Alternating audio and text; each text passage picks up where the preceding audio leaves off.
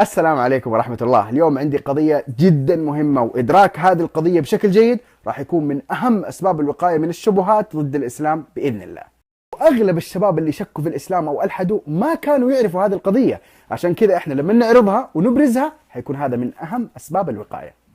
أغلب الشباب اللي وقعوا في الشك والإلحاد لو سألتهم قبل شكهم وإلحادهم أنتوا ليش مسلمين؟ إيش الأدلة اللي عندكم على صحة دين الإسلام؟ ما كانوا يعرفوا يجاوبوا. وعشان كذا لما جاتهم شبهات بعدين تشككهم في الإسلام، في وجود الله أو في القرآن أو في الرسول صلى الله عليه وسلم، ما كان عندهم براهين سابقة تعارض هذه الشبهات.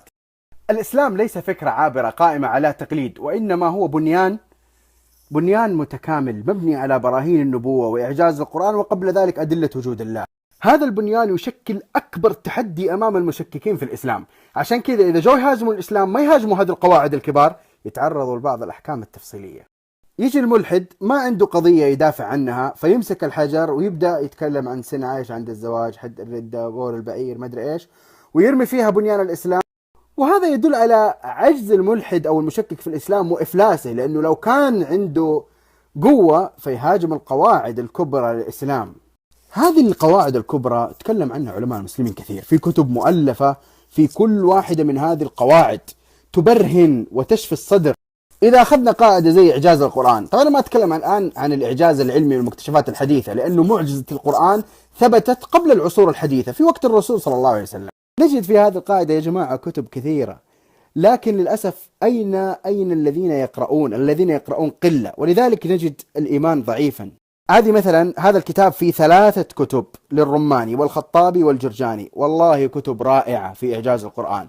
هذا كتاب إعجاز القرآن للباقلاني، كتاب دلائل الإعجاز للجرجاني، إعجاز القرآن عند ابن تيمية، إعجاز القرآن للسيوطي، إعجاز القرآن هذه كتب معاصرة عائشة وصلاح. الإعجاز القرآني في التشريع الإسلامي، الإعجاز البلاغي في القرآن، الإعجاز التأثيري للقرآن، الإعجاز البلاغي، مباحث في إعجاز القرآن. اللي ما يستطيع يقرأ بعض هذه الكتب القديمة يأخذ كتاب معاصر للدكتور دراز، كتاب معروف من أهم الكتب في بيان حجة القرآن. ومع أنه الكتب المؤلفة في هذا المجال كثيرة جدا، لكن للأسف هناك تقصير في إيصال هذه البراهين لعامة المسلمين. يا جماعة، اللي يقرأ في هذا المجال بشكل تفصيلي ويكون عنده معرفة ببراهين الإسلام يشعر بالاعتزاز، يشعر بالافتخار. حتى لو جاته شبهة ما يعرف الجواب عنها ما حيتأثر فيها. ليش؟ لأنه هو يعرف أنه أخذ إسلامه بيقين وبناء على قواعد قطعية. عارفين كيف يشوف الشبهة؟ هو كأنه واقف هنا فوق البنيان، خلاص أسس هذا، وشوف الشبهة كذا من فوق. هذه الشبهة، هذه لن تؤثر في هذا البنيان. طبعا هذه الشبهة اللي ما يعرف جوابها وغالبا ما يكون عنده علم تفصيلي، فكيف لو كان عنده علم تفصيلي يدفع به أفراد هذه الشبهات؟ أقول لكم كيف علم تفصيلي. يعني بعد ما انتهى من بعض الكتب اللي تؤسس إعجاز القرآن يروح للكتب اللي ترد على الشبهات المثارة حول القرآن الكريم، ومن أهمها وأسهل هذا الكتاب تنزيه القرآن الكريم عن دعاوى المبطلين للدكتور منقذ السقار. طبعا كذا ايش يكون أسس البنيان ورد حتى على الشبهات اللي هي الحجارة الصغيرة ذيك. والله يحزنني ويؤسفني لما أشوف بعض الشباب يقول لي أدلة الإيمان وأدلة الإلحاد متكافئة. أي متكافئة يا رجل؟ أنت أصلا عرفت أدلة الإيمان عشان تقول متكافئة؟ يا جماعة، هذول لم يذوقوا حلاوة الإيمان. وحلاوة الإيمان من أكبر الأسباب اللي تحققها المعرفة اليقينية التفصيلية بالإسلام.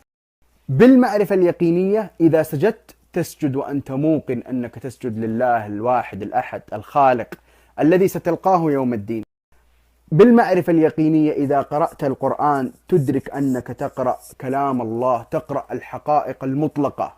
بالمعرفة اليقينية إذا جاءك كلام عن الرسول صلى الله عليه وسلم وثبت عنه تأخذ به وأنت تعرف أنه كلام من لا ينطق عن الهوى. القرآن يا جماعة حين نزل ما جاء أنه فقط فيه أمر ونهي، جاء فيه أشياء تثبت أنه كلام الله سبحانه وتعالى، أشياء عقلية.